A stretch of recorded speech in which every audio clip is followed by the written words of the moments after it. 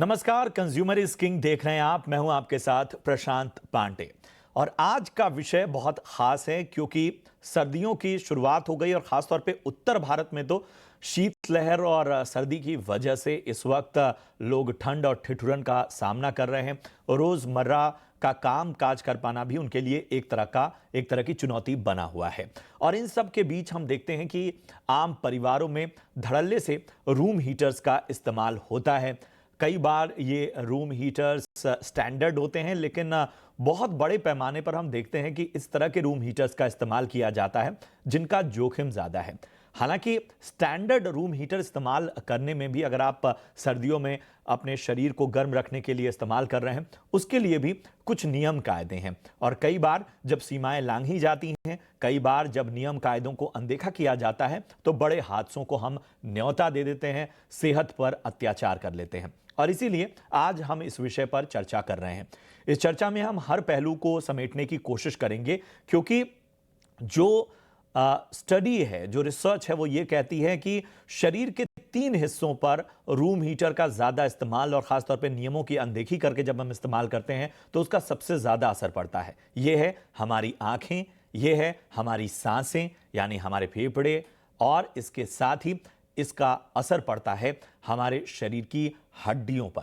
तो इन 3 पहलुओं पर विशेष करके हम बातचीत करने वाले हैं और इसके अलावा किस तरह की सावधानी हमें रखनी चाहिए, इस पर भी हम रोशनी डालेंगे और आपको ग्राफिक्स के जरिए भी इसके बारे में पूरी मालूमात, पूरी जानकारी देंगे। तो चलिए चर्चा की शुरुआत करते हैं और अपने साथ जोड़ते हैं बेहद खास मेहमानों को। हमारे साथ डॉक्टर दिग्विजय सिंह हैं। आप वरिष्ठ नेत्र रोग विशेषज्ञ हैं एनएच गुरुग्राम में। डॉक्टर दिग्विजय, बहुत बहुत स्वागत है आपका ईटी नाउ स्वदेश में।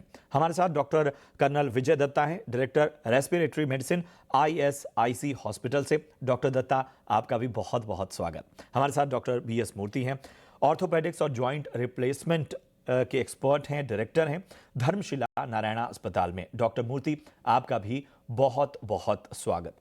चर्चा की शुरुआत डॉक्टर दत्ता मैं आपसे करना चाहूंगा। कुछ चीजें तो हमने मोटा मोटी बता दी, लेकिन जरा हमें बताइए कि आखिर सबसे बड़ा जो प्रहार है वो हम सांसों पर ही देखते हैं, और सबसे बड़ा प्रहार रूम हीटर के इस्तेमाल में, उसके ज़्यादा इस्तेमाल में, या एक तरह से जो बंद कमरे के इस्तेमाल की बात की जाती है, किस तरह का प्रभाव डालते हैं और ये कितना घातक हो सकता है? और जैसे आपने अपने इंट्रोडक्शन में बताया कि जो हम हीटर इस्तेमाल करते हैं वो कई प्रकार के होते हैं, और जो हीटर है वो एक ड्राई हीट पैदा करता है। ड्राई हीट से हमारा जो ह्यूमिडिटी है एटमॉस्फेयर में, वो क्लोज रूम का वो खत्म हो जाती है धीरे धीरे। और फिर जब ये ड्राई एयर हम इनहेल करते हैं तो वो हमारे रेस्पिरेटरी पैसेज को, जो लंग्स के एयरवेज हैं, उनको ड्राई कर देता है। सिक्रीशन ड्राई अप हो जाते हैं, चाहे वो नोस्ट्रिल के हों, थ्रोट के हों या एयरवेज के हों। इसकी वजह से आदमी को कॉफ होना या इरिटेटिव कॉफ जिसको हम बोलते हैं टेक्निकल लैंग्वेज में, वो होने का रिस्क बढ़ जाता है। साइनसाइटिस हो सकती है और हेडेक हो सकता है आदमी को। ये सब रिस्क इन्वॉल्व हैं आदमी को रेस्पिरेटरी लॉन्ग स्टैंडिंग। और जो एयर है, ड्राई एयर, अगर प्रॉपर क्लीनिनेस ना किया जाए, वेंटिलेशन प्रॉपर ना हो, तो जो एलर्जेंस हैं एटमॉस्फेयर में क्लोज रूम के अंदर, वो भी आदमी को एलर्जी पैदा कर सकते हैं। खासकर जो लोग सीओपीडी या ब्रोंकियल अस्थमा से, जिनको उनके ऑलरेडी डिजीज लग गए हैं, तो उनके लिए ये ऑलरेडी प्रॉब्लम पैदा कर सकता है। Thank you. बिल्कुल, तो बहुत बेहतर तरीके से डॉक्टर दत्ता ने बताया कि आखिर किस तरह से जो बंद कमरा है उसमें रूम हीटर का ज़्यादा इस्तेमाल, और ख़ास तौर पे ऐसे लोग जिन्हें सांस संबंधी पहले से दिक्कतें हैं, उन्हें तो ज़्यादा सावधान रखना चाहिए। हम इसके इस्तेमाल को और बेहतर तरीके से समझने की कोशिश करेंगे कि आखिर सर्दियां हैं, खुद को गर्म रखने के लिए रूम हीटर एक बहुत अच्छा विकल्प है। तो इनके इस्तेमाल का तरीका क्या होना चाहिए, ये भी हम समझने की कोशिश करेंगे। डॉक्टर मूर्ति को चर्चा में मैं शामिल करना चाहता हूँ। डॉक्टर मूर्ति, 2 चीज़ें हैं। एक तो लोग शायद समझ नहीं पाते हैं कि इस इस्तेमाल की वजह से हड्डियां किस तरह से प्रभावित हो रही हैं, और दूसरा ये कि फिर व्यक्ति को अपनी हड्डियों को इन सर्दियों में बहुत सी एक तरह से कह सकते हैं कि उन पे दो तरफा मार हो जाती है। एक तो सर्दी से अपने शरीर को बचाना है, और उसमें भी अगर हम रूम हीटर के इस्तेमाल में भी अगर हमारे हड्डियों को नुकसान हो रहा है तो फिर उनके लिए बड़ा चैलेंज हो जाता है। तो ज़रा बताएं कि आखिर ये चुनौती है किस तरह की? देखिए, मोस्टली जो ठंड में जो होती है जॉइंट्स ज़्यादा इन्वॉल्व होते हैं, मतलब ऑर्थोपेडिक्स के अंदर जॉइंट्स और हड्डियाँ दोनों होते हैं। उसका जॉइंट्स का ऊपर ज़्यादा इफेक्ट होती है, स्टिफनेस हो जाती है और मूवमेंट्स कम हो जाती है जॉइंट्स के अंदर। और जिसका अगर ओपन वुंड है या घाव है या टांके लगा हुआ है, जो ऑपरेशन हुआ है, उनको ठंड में ज़्यादा दर्द होती है। लेकिन हीट जो होती है, थोड़ा mild heat is very good for relaxing the muscles, अच्छी तरह रिलैक्स्ड होती है, फिजियोथेरेपी में हम लोग यूज़ करते हैं, वो हेल्प करता है। लेकिन कॉन्स्टेंटली जो रूम हीटर लगाते हैं उसमें प्रॉब्लम होता है, क्योंकि जॉइंट का अंदर आपका ब्लड सप्लाई इंक्रीज हो जाती है। जब कोई स्वेलिंग है जॉइंट का अंदर, या किसी को सूजन है या गठिया है या कोई बीमारी है जिसमें सूजन हो रही है जॉइंट में, तब रूम हीटर लगाने से सूजन और बढ़ जाती है, पेन बढ़ जाता है, क्योंकि ब्लड सप्लाई इंक्रीज हो जाती है। तो इसलिए हम मना करते हैं, जिसको स्वेलिंग है तो वो हीटर के सामने ना बैठे। दूसरा है कि हम घुटना बदलते हैं या हिप रिप्लेसमेंट करते हैं, उसमें एक प्लास्टिक का एलिमेंट भी होता है। अगर डायरेक्टली रूम हीटर का सामने अगर बैठ गया 2 फीट या 3 फीट का दूर में, वो plastic very highly sophisticated, highly crosslink polyethylene होती है, उसका शेप चेंज हो जाता है। अगर थोड़ा भी 1 मिलीमीटर का शेप चेंज हुआ तो घुटना खराब हो जाता है। इसलिए जॉइंट रिप्लेसमेंट के बाद हम लोग बोलते हैं कि रूम हीटर इस्तेमाल मत करिए, वार्म रखिए, लेकिन हीट नहीं करना। जैसे डब्ल्यूएचओ ने रिकमेंड किया है कि 24 to 26 degrees is the most comfortable zone with humidity. And जैसे डॉक्टर साहब कल विजय दत्ता ने बताया कि ह्यूमिडिटी कुछ मेंटेन करना है, हीट का टेम्परेचर में, वो that is comfortable. But direct heat therapy और रूम हीटर्स, ब्लोअर्स या जो कॉइल हीटर्स होती है, उसके सामने आप लोग को बैठना नहीं चाहिए। बिल्कुल, तो ये बात बहुत ध्यान में रखिए कि किस तरह से अगर आपकी इस तरह की कोई जॉइंट सर्जरी हुई है या आपको टाँके लगे हुए हैं, आपका किसी तरह का ऑपरेशन है, तो हर चीज़ के इस्तेमाल का एक प्रोटोकॉल होता है, एक एक तरीका होता है, और वो शायद कंपनियां तो आपको नहीं बताएंगी, लेकिन हमारी कोशिश ये है कि हम थोड़ा इस बारे में जागरूक करें, क्योंकि ये स्थितियां थोड़ी चिंताजनक बन जाती हैं और कई बार इंसान को समझ नहीं आता जब वो उसको तकलीफ़ें बढ़ती हैं कि आखिर इसका इफ़ेक्ट किस वजह से होता है। तो ज़रूरत की चीज़ें इस्तेमाल करने में भी कई बार हम जब एहतियात नहीं बरतते हैं तो इस तरह के चैलेंजेस हमारे सामने आते हैं। डॉक्टर दिग्विजय, मैं आपके पास आना चाहूँगा। आंखों पे भी नुकसान की बात कही जा रही है रूम हीटर के नुकसान के ज़्यादा इस्तेमाल से। अब रूम हीटर के साथ हम दो चीज़ें देख रहे हैं। एक तो हीट तो जनरेट हो ही रही है, हम अपने शरीर को वार्म रखने के लिए बहुत करीब भी बैठते हैं, और वहाँ पे हम एक तेज़ लाइट भी देखते हैं, जो उनके कैंडल्स होते हैं उसमें एक तेज़ रोशनी भी होती है। तो क्या ये दोहरी मार है, या इसके अलावा जो डिहाइड्रेशन है या बाकी पहलू हैं वो भी बड़ी भूमिका निभाते हैं?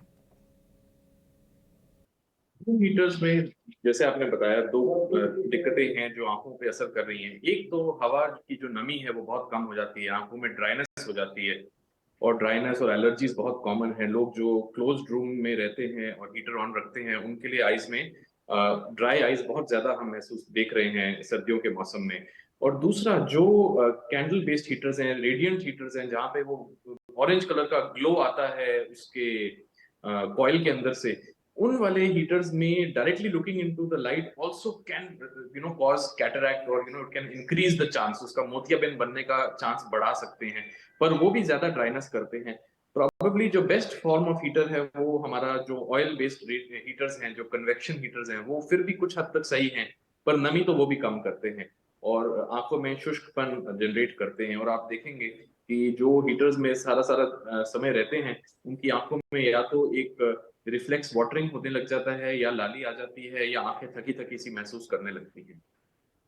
बिल्कुल, तो ये बहुत अहम बात है कि आँखों पे जो प्रभाव है, वो किस तरह का होता है। हम ज़रा इसको और विस्तार से समझने की आगे कोशिश करेंगे।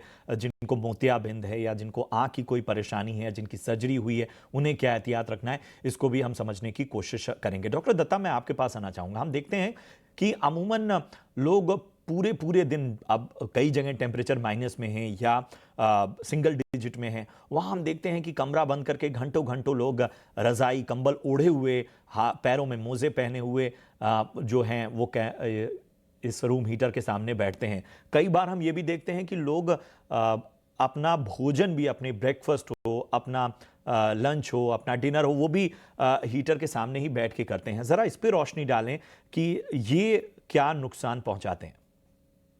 देखिए, जैसे मैंने पहले बतलाया कि जो आप क्लोज इन्वायरमेंट में रहेंगे तो वो एयर एक्सचेंज नहीं होगा, वेंटिलेशन प्रॉपर नहीं होगा, तो जो भी एलर्जेंस, खास करके फंजाई हो गया, चाहे बैक्टीरिया हो गया, ये सब, हमारा तो इंडिया के अंदर वॉल टू वॉल कारपेटिंग नहीं है, लेकिन अगर आपने कारपेट रखा है या और रग्स रखे हैं तो वो भी डस्ट इम्बाइब करते हैं, तो वो भी सर्कुलेट होती रहती है एटमॉस्फेयर में और वो आप इनहेल करते रहते हैं। तो ये सब भी एक एडिशनल रिस्क फैक्टर है, क्योंकि आप अपने आप को गर्म करने के लिए ये सब, जैसे ब्लैंकेट्स हो गया या क्विल्ट्स हो गया, या और अपने आप को अच्छे से कवर करते हैं वुलन से, तो उनके अंदर भी जो रेशे हैं, चाहे वो एनिमल रेशा हो या सिंथेटिक रेशा हो, वो भी डस्ट इम्बाइब करता है। और वो डस्ट जो है, अगर आप प्रॉपरली अपना रख रखाव नहीं रखेंगे और प्रॉपर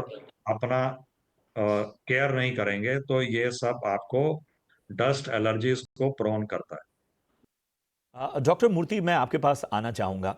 अब ज़रा बताइए कि जिनको पहले से दिक्कतें हैं, जिनकी पहले से कुछ सर्जरी हुई हुई है या जिनके जॉइंट्स में पहले से परेशानी है, उनको आपकी क्या एहतियात होगी? और जैसे मैंने कहा कि एक चैलेंज तो है ही कि जैसे आपने कहा कि आप एक प्रोसेस करते हैं, चाहे फिजियोथेरेपी में या किसी तरह की एक्सरसाइज में जॉइंट्स को वार्म रखने के लिए। अब अगर हमें घर पे थोड़ा सा इसको बचाव करना है तो क्या क्या ऑप्शन मौजूद हैं, और ख़ास तौर पे जिनको घुटने की ज़्यादा परेशानी है या ओल्ड एज में जो लोग हैं उनको किस तरह से वार्म रखा जा सकता है? हाँ, एक्चुअली रूम हीटर तो मैंने मना किया इसीलिए कि ज़्यादा टाइम नहीं रहना। थोड़ा कुछ टेम्परेचर आप 24 टू 26 डिग्री के अंदर मेंटेन करें तो काफ़ी होता है, मूवमेंट्स वगैरह फ्री रखने के लिए। वुंड हीलिंग, अगर ऑपरेशन हुआ है और आपने रूम हीटर में कॉन्स्टेंटली बैठे हैं तो पसीना होगा, और वुंड का अंदर अगर पसीना होती है तो इन्फेक्शन का चांसेस बढ़ जाता है। तीसरी प्रॉब्लम होती है, मैंने जैसे बताया कि वो इम्प्लांट यूज करते हैं उसमें शेप चेंज हो जाती है क्योंकि उसमें एक प्लास्टिक का भी एलिमेंट होता है। ये 3 चीज है। बाकी जिसको आर्थराइटिस है उसको वार्म तो रखना ही पड़ेगा। उसको वार्म रखने के लिए 3 चीज करना है। एक होता है कि आपको कवर करके रखिए अपने को। हॉइसरी में हम वुलन मना करते हैं कि वुलन के अंदर, जैसे कल मुझे तुमने बताया कि कमल के अंदर आपका डस्ट हो सकती है, वो पॉलेंस होती है, वो भी इन्फेक्शन करने का चांस होता है। तो हम हॉइसरी वाला बोलते हैं कि स्टॉकिनेट्स वगैरह पहनिए, उसके ऊपर आप वुलन चाहते हैं तो पहन सकते हैं। कंबल अगर ओढ़ रहे हैं तो अंदर एक चादर रखना है, उसके बाद कंबल ओढ़िएगा जब ऑपरेशन हुआ है। ये चीज रखना है, वार्म रखना है, बट ज्यादा गर्म नहीं रखना। गर्म रखने से इन्फेक्शन होता है। हम ऑपरेशन भी करते हैं तो 14 से 16 डिग्री टेम्परेचर में हम लोग घुटना बदलते हैं। उससे ज्यादा टेम्परेचर में इन्फेक्शन, स्टडीज है कि इन्फेक्शन चांसेस बढ़ जाता है। बट बाद में 24 से 25 डिग्री टेम्परेचर में रखना है, वार्म रखना है, मूवमेंट फ्री रहता है।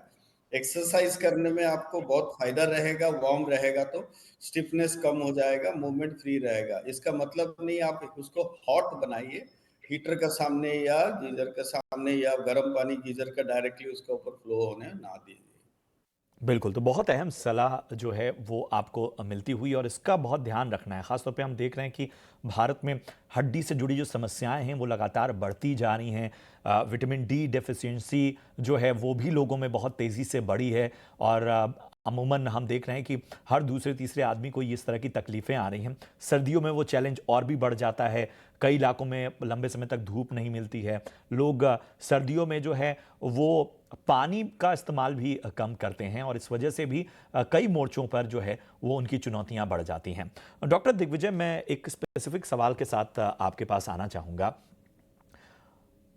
ना सिर्फ रूम हीटर बल्कि पूरी सर्दियों को अगर देखें तो ख़ास तौर पे जिनका मोतियाबिंद का ऑपरेशन हुआ है या किसी तरह की उनकी आई सर्जरी है, या जिन आजकल हम आई ड्राइनेस की समस्या बहुत बढ़ती देखते हैं और सर्दियों में तो और ज़्यादा इसकी समस्या बढ़ जाती है। क्या सलाह होगी आपकी, किन बातों का विशेष रूप से ख्याल रखें, खासतौर पे आंखों की देखभाल, अगर हम बहुत स्पेसिफिक होकर सर्दियों में देखें? सर्दियों के मौसम में 2 या 3 चीजें हैं जो आंखों को ज्यादा परेशान करती है। एक तो हमारा जो वातावरण है उसमें प्रदूषण बहुत ज्यादा रहता है, एक स्मॉग रहता है और ये आईज में एलर्जीज और ड्राइनेस दोनों करता है, इरिटेशन करता है, जिस कारण लोगों को इस सीजन में बहुत ज्यादा आई एलर्जीज और ड्राइनेस फील होता है। तो एक तो आप अपना एक्सपोजर इस चीज को लिमिट करें जहां तक हो सकता है। दूसरा, ब्लोअर बेस्ड हीटर ना यूज करें जिसमें हवा गर्म आ रही है, वो बहुत सूखी हवा होती है, बहुत ज्यादा दिक्कत देती है, बहुत ज्यादा ड्राइनेस और एलर्जीज करती है। तीसरा, हमारी अक्सर एक हैबिट है और जो अच्छी चीज भी है कि बाहर धूप में बैठ के धूप सेकना सर्दियों में, तो सीधा आप सूरज की तरफ या आसमान की तरफ ना देखें, जहां पर कि यूवी लाइट जो होती है, ये यूवी लाइट और इंफ्रारेड लाइट ये दोनों कैटरैक्ट को बढ़ा सकती हैं, बढ़ावा दे सकती हैं। तो ऐसा हमें सीधा नहीं देखना, क्योंकि सूरज हमें वैसे मध्यम महसूस होता है, पर जो उसकी किरणें और रेज आ रही हैं वो तो पूरी होती हैं। तो ये हमें अवॉइड करना है। और आखिरकार इस सीजन में हमारा फ्लूइड इंटेक कम हो जाता है, हम लोग पानी कम पीते हैं आमतौर में, हमें पसीना नहीं आता, प्यास नहीं लगती, तो ये भी आइस को ड्राइनेस और आइस का जो अंदर सर्कुलेशन है उसको रिड्यूस करता है। तो ये सारा केयर हमें जरूर करना है इस मौसम में, सर्दियों में खासतौर पे। और जहां तक आपने पूछा कि जिनका ऑपरेशन हो रखा है उनको क्या तकलीफ हो सकती है, तो उनको भी सीधा धूप किरणों की तरफ नहीं देखना है और उनको ड्राइनेस बल्कि ज्यादा महसूस होती है आमतौर पे ऑपरेशन के बाद, तो उसमें लुब्रिकेंट आई ड्रॉप्स भी आप इस्तेमाल कर सकते हैं। इसी से मेरा एक जुड़ा सवाल है कि आजकल हम देख रहे हैं कि आई ड्रॉप्स का इस्तेमाल लोग बड़े धड़ल्ले से कर रहे हैं और ड्राइनेस और बाकी चीज़ों में कई बार ऐसा होता है कि डॉक्टर ने एक बार कोई आई ड्रॉप लिख दिया और फिर दोबारा लोग बिना आई चेकअप के या डॉक्टर से परामर्श के भी उसी ड्रॉप को आगे कंटिन्यू करते हैं। एलर्जीज़ के केस में भी बहुत देखा गया है कि इस तरह की जो लापरवाही है कई बार भारी पड़ जाती है, तो ऐसे लोगों को क्या सलाह होगी आपकी? देखिए, सो आई ड्रॉप्स में 2 प्रकार के आई ड्रॉप्स हैं। कुछ प्रिस्क्रिप्शन आई ड्रॉप्स होते हैं जो एलर्जीज में यूज होते हैं, जैसे कि कोई एंटी एलर्जिक आई ड्रॉप हो गया, स्टेरॉइड हो गया। तो ये सब आपको सिर्फ उतने समय के लिए इस्तेमाल करना है जो डॉक्टर ने दिया है, और डॉक्टर के कहे बिना आपको नहीं इस्तेमाल करना, क्योंकि इनके नुकसान होते हैं। लुब्रिकेशन आई ड्रॉप जो आंखों की नमी बनाते हैं, इसमें भी 2 टाइप के हैं। कुछ प्रिस्क्रिप्शन बेस्ड है जो थोड़े स्ट्रॉन्ग होते हैं, अलग कंपाउंड है, और कुछ ओवर द काउंटर हैं जो सरकार ने ओवर द काउंटर करे हैं, जिसमें आप सीधा बिना प्रिस्क्रिप्शन के भी ले सकते हो। अगर आपको ज्यादा ड्राइनेस महसूस होती है तो आप ओवर द काउंटर ड्रॉप्स लंबा भी इस्तेमाल कर सकते हो, खुद भी ले सकते हो। लेकिन जो प्रिस्क्रिप्शन मेडिसिन है जो डॉक्टर ने लिख के दिया है, प्लीज उसको उतने समय के लिए इस्तेमाल करो। हमने देखा है उसके दुरुपयोग से नुकसान ज्यादा हो जाता है फायदे के अनुसार। बिल्कुल। तो ये अहम बात आप ज़रूर ध्यान रखिए। ख़ासतौर पे आई ड्रॉप्स के इस्तेमाल में हमने देखा कि पिछले दिनों भी बहुत शहरों में जो एलर्जी की समस्या हुई और उन सब में एलर्जी भी अलग-अलग तरह की होती है। उन सब में लोगों ने धड़ल्ले से इस्तेमाल किया, बहुत सारे परेशानियाँ उनको सामने आईं और लंबे समय तक भी जब एलर्जी बनी रहती है, तो उसमें भी आपको डॉक्टर से परामर्श लेना बहुत आवश्यक होता है।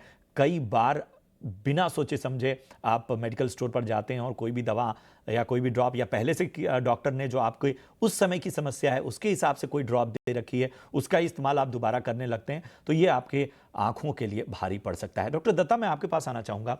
रूम हीटर और बाकी पहलुओं को हटा दें, सर्दियों में ख़ास तौर पे जिनको रेस्पिरेटरी डिजीज़ेज़ हैं, ख़ास तौर पे एस्थमा या किसी तरह की एलर्जी वाली डिजीज़ेज़ हैं, कई लोगों को हम देखते हैं कि लगातार छींकें भी बहुत आती हैं, डस्ट एलर्जी है, बहुत सारी चीज़ें। उनको आपकी क्या सलाह होगी, या जो एक लंबे मेडिकेशन पे चल रहे हैं, उनको अपने मेडिकेशन को लेकर किस तरह की एहतियात बरतनी चाहिए? देखिए, एक तो जो भी लॉन्ग स्टैंडिंग प्रॉब्लम जैसे सीओपीडी, ब्रोंकियल अस्थमा, इस तरह के मरीज हैं, उनको यूजुअली इस सीजन में ज्यादा प्रॉब्लम्स आती हैं, ज्यादा एक्सैसरबेशंस होती हैं और उनको निमोनिया का रिस्क भी बढ़ जाता है। तो आइडियली यही रिकमेंडेड है कि उनको इन्फ्लुएंजा क्वाड्रिवेलेंट फ्लू वैक्सीन लिया जाए। दूसरा, निमोकोकल वैक्सीन लिया जाए as a preventive measure. Pneumococcal vaccine once in every 5 year है, और जो क्वाड्रिवेलेंट फ्लू वैक्सीन जिसमें कि स्वाइन फ्लू वैक्सीन और इन्फ्लुएंजा वैक्सीन कंपोनेंट होते हैं, वो एवरी ईयर उसका बूस्टर डोज लिया जाए। तो ये तो रेगुलरली रिकमेंडेड है जो भी ऐसे क्रॉनिकली इल पेशेंट्स हैं, ताकि उनको वायरल निमोनिया और बैक्टीरियल निमोनिया से प्रिवेंशन रहे। बिल्कुल, तो ये बहुत ध्यान रखिए कि अगर आपकी दवाएँ चल रही हैं तो उनको सही समय पे लीजिए। आपको ज़्यादा दिक्कत हो रही है तो समय-समय पर चेकअप ज़रूर कराते रहिए, ख़ास तौर पे अस्थमा के पेशेंट या जिन्हें जिस तरह की दिक्कत है। बच्चों को भी बहुत आवश्यक है कि इस वक़्त पे थोड़ा ज़्यादा वार्म रखा जाए, लेकिन वार्म रखते वक़्त जिन बातों का एहतियात बताया डॉक्टर्स ने, उनको साफ़ तौर पर ध्यान रखिए और किसी तरह की कोई ज़्यादा समस्या हो तो डॉक्टर्स के संपर्क में आपको ज़रूर रहना चाहिए। खुद से घर पे मेडिकेशन करने से ज़रा बचें क्योंकि ये इस दौरान, इस सीज़न में थोड़ी भी लापरवाही भारी पड़ सकती है, आपकी सेहत के लिए नुकसान पहुंचा सकती है। डॉक्टर मूर्ति, मैं आपके पास आना चाहूँगा। हम इस सर्दी के सीज़न को हटा दें, देश के कई हिस्से ऐसे हैं जहाँ पर सर्दियाँ नहीं पड़ती हैं और वहाँ पर हम देखते हैं कि सुबह-शाम वाली थोड़ी-सी एक सर्दी आपको महसूस होगी या रात में अचानक टेम्परेचर डाउन हो जाता है। वहाँ पर लोग एसी का भी इस्तेमाल करते हैं। ये ज़रा थ्योरी हमें समझाइए कि बहुत ज़्यादा जैसे हमने कहा कि आप हीटर का इस्तेमाल कर रहे हैं तो आपके हड्डियों और जॉइंट को नुकसान पहुंच रहा है। एसी को भी लेके इस्तेमाल के बारे में इस तरह की बहुत सारी रिसर्च सामने आई है जो लगातार आपकी हड्डियों को नुकसान पहुंचा रहे हैं। यंगस्टर्स में भी हम देख रहे हैं कि बहुत इस तरह की दिक्कतें आ रही हैं। ज़रा इस पर रोशनी डालिए। एसी का जो है एक्सट्रीम टेम्परेचर ठीक नहीं होता है। जैसे मैंने बोला कंफर्ट जोन में ही रखना चाहिए। अगर एक्सट्रीम टेम्परेचर इधर बहुत ज़्यादा ठंडा लगाते हैं या ज़्यादा हीट रखते हैं, जो मल्टी टेम्परेचर कंट्रोल एसी आ रहा है आजकल, तो उसमें आपको नुकसान होती है। जैसे कल विजय ने बताया है कि ज़्यादा हीट से आपको ड्राइनेस होती है, वो सब तो प्रॉब्लम होता है।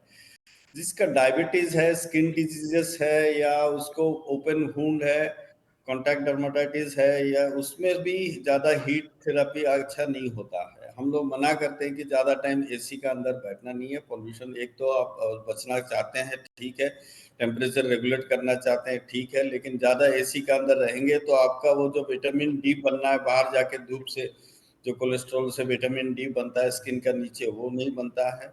बाकी एक्सरसाइज नहीं होती है, मूवमेंट्स रेस्ट्रिक्ट हो जाती है, स्टिफनेस होती है जॉइंट्स। पर्टिकुलरली रूमाटॉइड आर्थराइटिस वगैरह में ओपन एयर ज़्यादा चाहिए, बिकॉज रूमाटॉइड आर्थराइटिस एक डिजीज है जो आपको ज़्यादा क्लोज्ड कंपार्टमेंट एरियाज में वो ज़्यादा होता है, जैसे अनहाइजीनिक प्लेसेस में या वेंटिलेशन नहीं है, उनको ज़्यादा रूमाटॉइड डिजीजेस होता है। तो इसलिए रूमाटॉइड आर्थराइटिस वगैरह का ओपन एयर में रहना चाहिए। एयर कंडीशन वगैरह में जितना हो सके अवॉइड करनी है, क्योंकि एक तो स्टिफनेस हो जाएगा जॉइंट्स, मूवमेंट रेस्ट्रिक्ट हो जाएगा, एक्सरसाइज नहीं करेंगे, मसल एट्रोफी होगा। तीसरा है कि विटामिन डी आपका धूप से जो बनता है वो नहीं बनेगा। इसलिए मैं अब सलाह देता हूँ कि आप ज़्यादा एयर कंडीशन में, जो भी टेम्परेचर हो, ज़्यादा टाइम एयर कंडीशन में, let us be expose to the natural outside temperatures. क्यों इतना रेगुलेट नहीं करना। हम लोग -30 डिग्री में भी लोग बाहर घूमते हैं। इतना ठंड नहीं है कि आप हर बार हीटर के सामने बैठे रहे। Enjoy the weather now. और शरीर को शायद कई बार आदत भी डलवानी चाहिए कुछ चीज़ों की। आप सर्दियां हैं, वो मौसम है सर्दी का, वहाँ पर आप अपने शरीर को इतना ज़्यादा, बहुत ज़्यादा प्रोटेक्ट भी करेंगे तो आपके शरीर की क्षमता इन एक्सट्रीम सिचुएशन को सहने की धीरे धीरे ख़त्म होती जाती है और यही वजह है कि कई बार होता है कि हमें बहुत ज़्यादा सर्दी महसूस होती है। चूंकि आपने डॉक्टर विटामिन डी का जिक्र किया तो बड़ा मेरे मन में एक सवाल था और ये हम लगातार देख रहे हैं, लोग विटामिन डी डेफिशिएंसी का सामना भी कर रहे हैं। तो ज़रा मुझे बताइए कि इसकी भरपाई जो लोग वीकडेज में नहीं कर पा रहे हैं या जिनका सन एक्सपोजर कम है, ऑफिस में ज़्यादा रहते हैं, तो क्या वो अपनी वीकेंड्स में या जब उनका छुट्टियां होती हैं तब क्या लंबे समय तक का धूप में बैठ के इसकी भरपाई हो सकती है या सप्लीमेंट इसकी भरपाई कर सकते हैं? और ज़रा समय भी बताइए कि कब वो धूप लेने का जो सही समय है, विटामिन डी का सही जो शरीर में समय जाना चाहिए, वो कौन सा है? ये बहुत अच्छा क्वेश्चन है, क्योंकि आजकल vitamin D left and right सबको प्रिस्क्राइब कर देते हैं, वो गलत है। Because vitamin D is a fat soluble vitamin. Excessive fat से ये बॉडी में रह जाता है, जबकि बी और सी है जो वाटर सोल्यूबल है, यूरिन में बॉडी में निकल जाती है एक्सेसिव होने से, लेकिन ये निकलता नहीं है। इसलिए ब्लाइंडली विटामिन डी लेना अच्छा नहीं होता है। डॉक्टर की सलाह से ही विटामिन डी लेना है। आपको टेस्ट रेगुलरली कर रहे हो, ठीक है, कुछ लेवल आप मेंटेन करके रखना है। Excessive causes vomiting and dizziness and other problems होता है विटामिन डी का, इट्स कॉल्ड हाइपर विटामिनोसिस। तो इसलिए विटामिन डी ज्यादा लेने का मतलब नहीं है। आजकल सब doctors vitamin D left and right prescribe कर देते हैं, या पेशेंट अपने आप लेता है। जब भी पेशेंट मेरे पास आता है, मैं तो विटामिन डी 3 साल से ले रहा हूँ, वो गलत है। दूसरा है धूप से ये नहीं है कि आप दोपहर को धूप में बैठ गए और का कोलेस्ट्रॉल से विटामिन डी बनती है। सर्टेन रेज ऑफ लाइट्स, हमारा प्रिज्म अगर आपने बचपन में पढ़े हैं तो इंफ्रारेड रे से अल्ट्रावायलेट रे तक हमारा स्पेक्ट्रम ऑफ लाइट होती है। तो लोअर स्पेक्ट्रम ऑफ लाइट जो है स्किन का अंदर जाके कोलेस्ट्रॉल को विटामिन डी बनाने में हेल्प करता है। इसलिए अर्ली मॉर्निंग सनराइज जो होती है, जो रिफ्रैक्टेड एयर होती है, जो आपका सन बाहर नहीं आया, ड्रॉपलेट से रिफ्रैक्टेड होकर आपके ऊपर सनरेज गिर रहा है, या शाम का वो धूप बेटर होता है रादर देन दोपहर को 12 बजे जाके धूप में बैठे रहे, स्किन को जला रहे। It will not cause vitamin D there. Vitamin D is not available in any nutrient source, it is only supplemented और through sunlight cholesterol getting converted to cholecalciferol, that is vitamin D. वो भी mature होती है kidney में, और उसके बाद mature होती है आपका लिवर में पहले, उसके बाद किडनी में मेच्योर होती है। अगर लिवर डिजीज है, किडनी डिजीज है, तो हम लोग मॉनिटर करके विटामिन डी देते हैं। बिल्कुल, तो ये बहुत ज़रूरी था और इस तरह की समस्याएं जो हैं वो बढ़ती जाती हैं। शुक्रिया करेंगे doctor Digvijay, doctor Vijay Datta, doctor मूर्ति, आप सभी को बहुत बहुत धन्यवाद इस चर्चा में शामिल होने के लिए। और उम्मीद है कि हमारे जो दर्शक इस वक्त इस शो को देख रहे हैं उन सभी ने ये जानकारियां नोट डाउन की। अगर आपने किसी वजह से ये चर्चा मिस कर दी है, कोई जानकारी मिस कर दी है, तो यूट्यूब पे भी हम ये शो अपलोड करेंगे, वहाँ पर आप रिविजिट कर सकते हैं। अपने सभी मेहमानों का एक बार फिर से शुक्रिया करेंगे और कंज्यूमर स्किंग में मुझे और मेरी पूरी टीम को दीजिए इजाज़त। आप देखते रहिए ET Now स्वदेश। नमस्कार।